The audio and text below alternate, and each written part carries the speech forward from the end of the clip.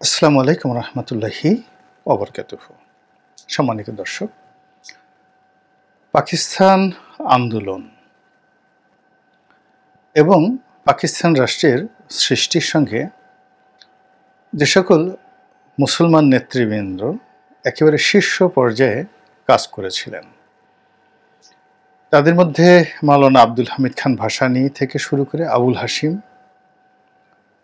আতাউর রহমান খান এবং মাওলানা আকরাম খান আজাদের, দৈনিক আজাদের যে সম্পাদক ছিলেন তিনি সহ ওই জমানার যত জ্ঞানী গুণী বুদ্ধিজীবী ছিলেন ব্রিটিশ ভারতে, সবাই পাকিস্তান নামক যে রাষ্ট্রটি সেটি সৃষ্টি করার জন্য প্রাণান্তর চেষ্টা করেছিলেন। কিন্তু যেভাবে তারা আসলে আশা করেছিলেন, শেষ মুহূর্তে ইংরেজদের যে কূটকৌশল, সেই কূটকৌশলের কাছে মুসলমানরা পরাজিত হয় এবং যেভাবে বাংলাকে ভাগ করে এই অঞ্চলে লাহোর প্রস্তাবের আদলে একটি এলাকা গঠনের যে প্রস্তাব ছিল সেটাকে পাশ কাটিয়ে র্যাডক্লিফ যে মানচিত্র তৈরি করে দেয় এবং সেই মানচিত্রের প্রেক্ষিতে পশ্চিম পাকিস্তান এবং পূর্ব পাকিস্তান যেভাবে ঐক্যবদ্ধ হয়, তার ফলে পাকিস্তানিদের মধ্যে একটা ফিউডাল মনোভাব চলে আসে এবং পূর্ব বাংলা বা পূর্ব পাকিস্তান সেই প্রথম দিন থেকেই শোষণ, বঞ্চনা এবং গঞ্জনার শিকার হতে থাকে। এর ফলে কি হলো, ঠিক সেই 47-এর দেশ বিভাগের পরপরই কিন্তু প্রথম এই আমাদের এই দেশ তারা বৈষম্যের শিকার হলো এবং সেটা শুরু হলো ভাষা নিয়ে। আমরা 1952 সনের ভাষা আন্দোলনের কথা জানি, কিন্তু এটা কিন্তু শুরু হয়েছিল একেবারে প্রথম যে সিএসপি পরীক্ষা 1948 সালে পাকিস্তান সিভিল সার্ভিসের যে পরীক্ষা, সেই পরীক্ষা থেকে শুরু হয়েছিল। এর কারণ হলো সেই পরীক্ষায় অনেকগুলো প্রায় 10 থেকে 12টি ভাষায় প্রশ্নপত্র তারা ছাপিয়েছিল। হিন্দি কিন্তু পাকিস্তানের ভাষা নয়, উর্দুর পরিবর্তে হিন্দিতেও কিন্তু যারা প্রশ্নপত্র ছাপিয়েছিল। পাখতুন আরও অনেক নৃগোষ্ঠীর ছোট ছোট ভাষাতেও তারা সেই সিএসপির প্রশ্নপত্র ছাপিয়েছিল, কিন্তু বাংলার জন্য বাংলা ভাষায় কোনো প্রশ্নপত্র ছাপানো হয়নি। এবং এটি নিয়ে বাংলার যারা সাহিত্য এবং সংস্কৃতি অঙ্গনের অগ্রগণ্য পুরুষ ছিলেন, তারা এই প্রথম পাকিস্তানি বঞ্চনার বিরুদ্ধে, নিগৃহের বিরুদ্ধে প্রতিবাদ করেছিলেন 1948, যেটা ধীরে ধীরে সেই তমুদ্দিন মজলিসের মাধ্যমে সেটা ধূমায়িত হয় এবং বাষ্পায়িত হয় এবং সেটা 52 থেকে ভাষা আন্দোলনের চূড়ান্ত রূপ নেয়।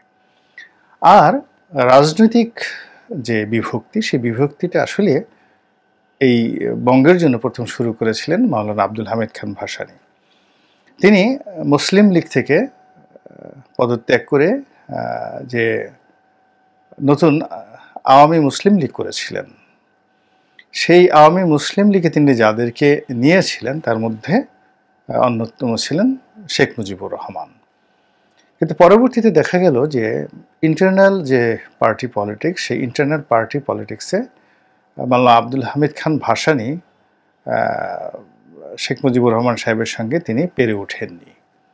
এর কারণ হলো মাওলানা আব্দুল হামিদ খান ভাসানীর চাইতেও উনি মধ্যবিত্ত পরিবারের রিপ্রেজেন্টেশন ছিল, তার লেখাপড়া মাদ্রাসা লাইনে ছিল, কিন্তু যখন হোসেন শহীদ সরওয়ার্দির মতো মানুষ এই পূর্ব পাকিস্তানের, তৎকালীন পূর্ব পাকিস্তানের রাজনীতিতে চলে এলেন এবং আওয়ামী লীগের রাজনীতির সঙ্গে একীভূত হলেন, তখন সঙ্গত কারণেই বঙ্গবন্ধু শেখ মুজিবুর রহমানের নেতৃত্বে তরুণরা সেই হোসেন শহীদ সরওয়ার্দিকে কাছে ডেকে নিল এবং সেই তারুণ্যের সেই জোয়ারের কাছে মাওলানা আব্দুল হামিদ খান ভাসানী বলতে গেলে পরাজিত হলেন। এবং সেই যে তাদের যে দ্বন্দ্ব এবং সংঘাত, এর ফলে 1954 সনে বিশাল বিজয়ের পরেও ঠিক আওয়ামী লীগ ক্ষমতা লাভ করতে পারেনি এবং তখন সেটাকে কৃষক প্রজা পার্টির সরকার বলা হতো বা সেই শেরে বাংলাকে ফজলুল হকের সরকার বলা হতো। তখন ওই সরকার যেটা হক ভাসানী সরওয়ার্দির সরকার বলা হতো, কিন্তু মূলত ওখানে শেরে বাংলার যে ভূমিকা সবচেয়ে বেশি ছিল। আওয়ামী লীগ ব্রুট মেজরিটি ছিল জনপ্রিয়তার দিক থেকে, কিন্তু নেতৃত্বের জায়গাতে আওয়ামী লীগ ছিল না। হোসেন শহীদ সরওয়ার্দিও সেখানে ঢুকেননি। ফলে কি হলো, আওয়ামী লীগের নেতাকর্মীদের চাপ এবং তরুণ তুর্কিদের যে এখানে বাড়াবাড়ি, তো সব মিলিয়ে বয়োবৃদ্ধ শেরে বাংলাকে ফজলুল হক সেই চাপ সামলাতে না পারার কারণে যুক্তফ্রন্টের সরকার কিন্তু বেশি দিন টিকেনি। সেই সরকার ফেল করে। ফেল করার পরে আবার বিভিন্ন টানাপোড়েনের মাধ্যমে অনেকগুলো সরকার আসে এবং সর্বশেষ ইন 1958 58 সনে আতাউর রহমান খান সাহেবের নেতৃত্বে আওয়ামী লীগ এই পূর্ববঙ্গে বা পূর্ব পাকিস্তানে সরকার গঠন করে, প্রাদেশিক সরকার গঠন করে আওয়ামী লীগের সরকার। এবং এখানে যখন আওয়ামী লীগ সরকার এখানে গঠন করে, ঠিক সেই সময়টিতে পশ্চিম পাকিস্তানে কেন্দ্রীয় হোসেন শহীদ সরওয়ার্দির নেতৃত্বে, অর্থাৎ তিনি সেখানে প্রধানমন্ত্রী হয়ে যান এবং সেখানেও কার্যত আওয়ামী লীগের সরকার। তো প্রকৃতি এত সুযোগ আওয়ামী লীগকে কখনো দেয়নি, যেটি 54-তে দিয়েছে, 58-তে দিয়েছে। এবং সেই সুযোগ পাওয়ার পর পশ্চিম পাকিস্তানে অনেকগুলো দুর্ঘটনা সেখানে ঘটানো হয়েছে। আর পূর্ববঙ্গে যেটি হলো সেটি হলো বঙ্গবন্ধু শেখ মুজিবুর রহমান সাহেবের সঙ্গে প্রধানমন্ত্রী আতাউর রহমান খানের একেবারে রীতিমতো দা কুমড়ার সম্পর্কটা এমন পর্যায়ে চলে গেল, সেই সম্পর্কের রেশ ধরে দুটো দুর্ঘটনা ঘটলো বাংলাদেশে। প্রথম দুর্ঘটনাটা ঘটলো আদমজি জুট মিলে দাঙ্গা বাঁধিয়ে দেওয়া হলো এবং সবাই বলে যেটা ভারতীয় মদদে এই আদমজি জুট মিল তখন এশিয়া নয়, পৃথিবীর সবচেয়ে বড় শিল্প কারখানাগুলোর মধ্যে অন্যতম, যেখানে 40,000 লোক ইন 1958 সেখানে কাজ করত। দ্বিতীয় যেটি হয় সেটি হলো আওয়ামী লীগের সরকার ইন 1958, কিন্তু বিরোধী দল ছিলেন তখন কৃষক শ্রমিক প্রজা পার্টি, অর্থাৎ শেরে বাংলাকে ফজলুল হকের পার্টি।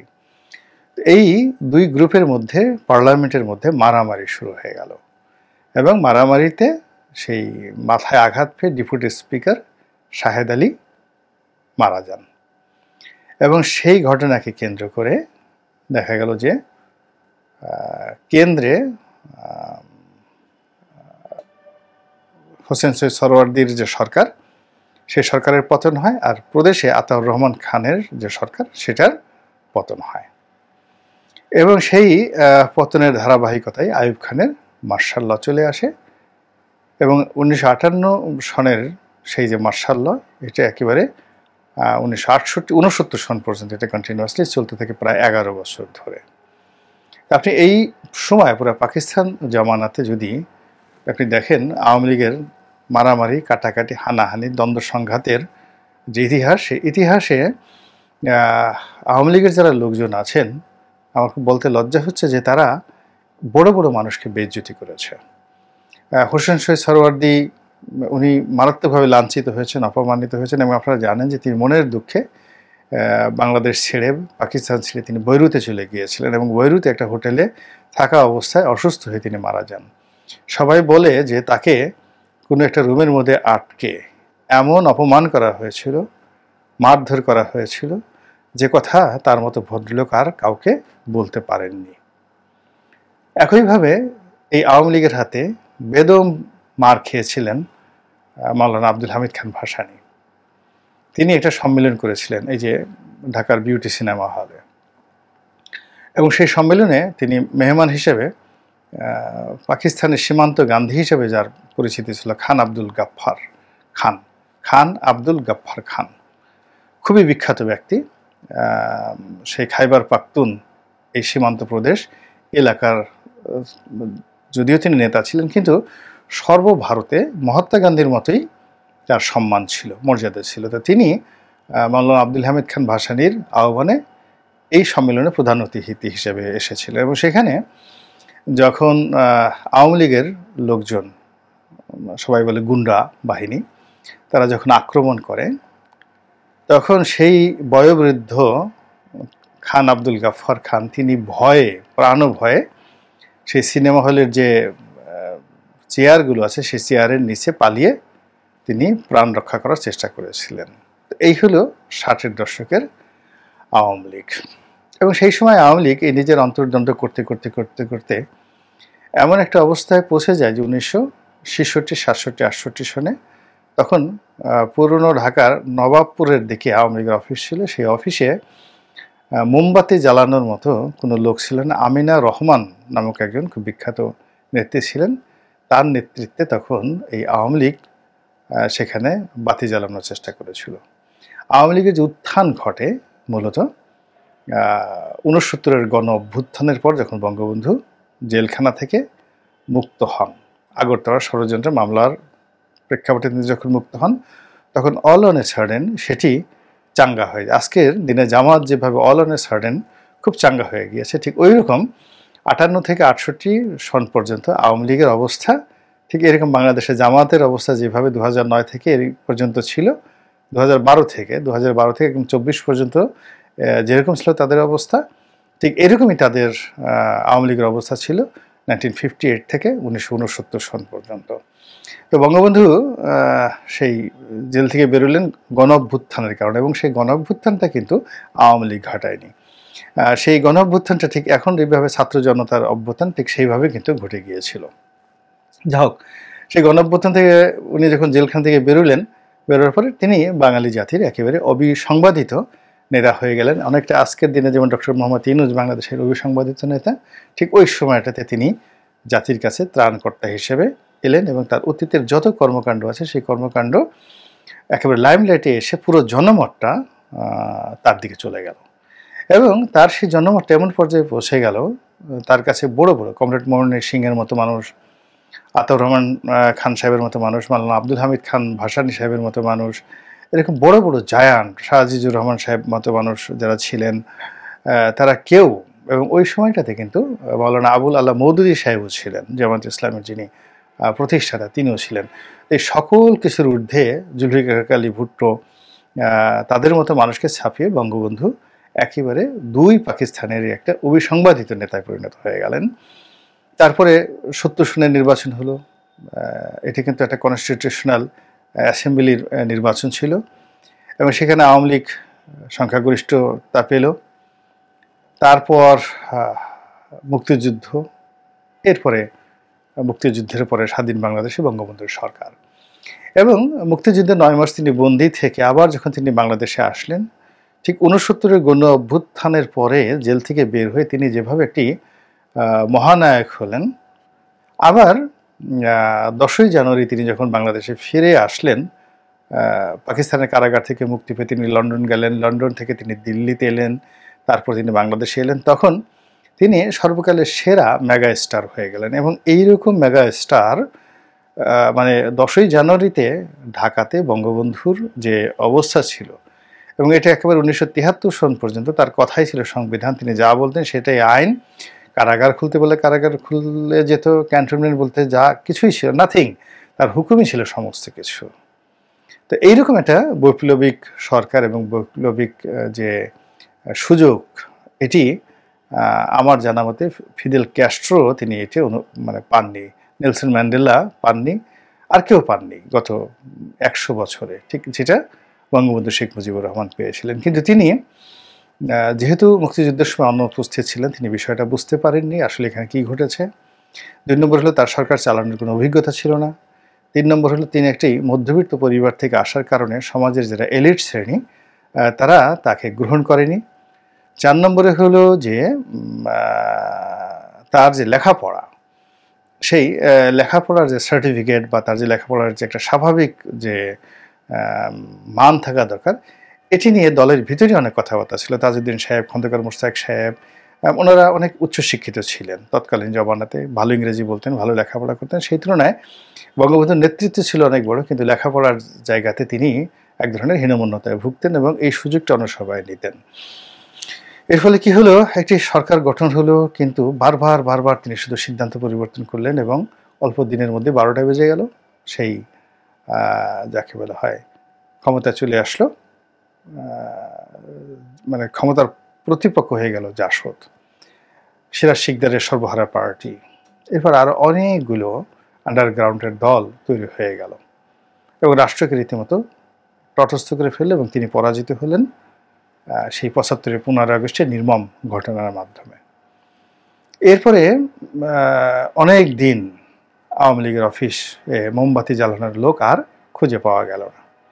ঠিক সেই সময়টাতে চাঁদপুরের যে মিজানুর রহমান চৌধুরী, তিনি এগিয়ে এলেন আওয়ামী লীগের ত্রাণকর্তা হিসেবে। আর সেই মিজান চৌধুরী সাহেব যখন একটু যাকে বলা হয় আওয়ামী লীগের দাঁড়া করানোর চেষ্টা করলেন, তখন দেখা গেল যে আরেকটি গ্রুপ, আব্দুল মালিক উকিল সাহেবের নেতৃত্বে আরেকটি গ্রুপ সেখানে এসে গেল। তো মিজান এবং মালিক এই গ্রুপের যে দ্বন্দ্ব এবং সংঘাত, সেই সংঘাতে আওয়ামী লীগ তছনছ হয়ে গেল সেই 1976 সাল থেকে একবার 81 সন পর্যন্ত।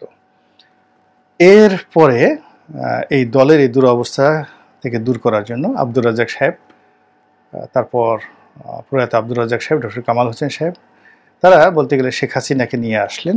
এই যে শেখ হাসিনাকে নিয়ে আসার মাধ্যমে যে একটা পারিবারিক রেজিম তৈরি হলো 1981 সনের মে মাসে, তো সেই যে পারিবারিক রেজিম, সেটা একেবারে শেখ হাসিনার পতনের সেই 2024 সালের 5 মে তারিখ পর্যন্ত সেটি ক্রমবর্ধমান হারে বেড়েছে। এখন আপনি যদি সেই 1947 সন থেকে 2024 সন পর্যন্ত আওয়ামী লীগের ইতিহাস পর্যালোচনা করেন, তাহলে দেখবেন যে আওয়ামী লীগ যখনই ক্ষমতায় এসেছে, এটা কেন জানি একটা পরিবারতন্ত্রের মধ্যে তারা ঢুকে গিয়েছে। 2 নম্বর হলো, এই ক্ষমতার সময় তারা রাষ্ট্রের সমস্ত যন্ত্রকে নিষ্ক্রিয় করে নিজেদের যে মাসেল পাওয়ার, সেই শারীরিক শক্তিটাকে তারা প্রাধান্য দিয়েছে মেধাভিত্তিক কোনো শক্তির চাইতে। 3 নম্বর হলো যে তাদের মধ্যে অহমিকাবোধ যেভাবে কাজ করত, দ্বন্দ্ব সংঘাত কাজ করত, এবং এই আগুন দেওয়ার অভ্যাস, আগুন লাগানোর অভ্যাস, মারামারি করার অভ্যাস, কাটাকাটি করার অভ্যাস, সেই 1947 সন থেকেই বলতে গেলে তার উত্তরাধিকার সূত্রেই এটাকে তারা অর্জন করেছিল। কলকাতাতেও এই যে মানে ছাত্রলীগ, তখন তো মুসলিম ছাত্রলীগ যেটা ছিল, সেটা ছাত্রলীগের যারা পান্ডা ছিল, তারা কিন্তু কলকাতাতে গিয়ে এমন মারামারি করতো, কংগ্রেসের লোক তাদের সাথে মারামারি করতে পারতো না। ঢাকাইয়া ছেলেদের, আপনি যে ভানু আছে বিখ্যাত যে কৌতুক অভিনেতা, সেখানে দেখবেন ঢাকার ভানু, তো ঢাকার ছেলেদের গুন্ডামি করার একটা ভীষণ রকম দুর্নাম ছিল কলকাতাতে, এবং কলকাতার গুন্ডারা ঢাকার গুন্ডাদেরকে ভীষণ রকম ভয় পেত, এবং সেই গুন্ডাদের সর্দার কারা কারা ছিলেন আপনারা কম বেশি সবাই জানেন। তো সেই গুন্ডামিটা যখন দেশ ভাগের পর বাংলাদেশে এলো এবং ঢাকার ভাগে পড়লো, তখন পুরো ঢাকার শহর তারা নিয়ন্ত্রণ করতে কেবলমাত্র এই গুন্ডামি দ্বারা। তো যাই হোক, এখন সেই যে গুন্ডামি, সেই গুন্ডামি দমন করার জন্য আবার আইয়ুব খানের যে যারা পান্ডা ছিল, তারাও এনএসএফ তৈরি করেছিল। তো এরকম সবসময় গুন্ডামি ছিল, এবং সেই গুন্ডামির সাথে পাল্লা দিয়ে আওয়ামী লীগের গুন্ডারা সবসময়ই একটা ভালো অবস্থানে ছিল, ঐতিহাসিকভাবে তারা ভালো অবস্থানে ছিল। আওয়ামী লীগ প্রথম থেকেই সে 1954 সরকার থেকে একেবারে 2024 সনের সরকার যতবারই তারা ক্ষমতায় গিয়েছে, তাদের বিরুদ্ধে মারাত্মক দুর্নীতির অভিযোগ ছিল, ব্যর্থতার অভিযোগ ছিল, এবং আরও অনেক অভিযোগ ছিল।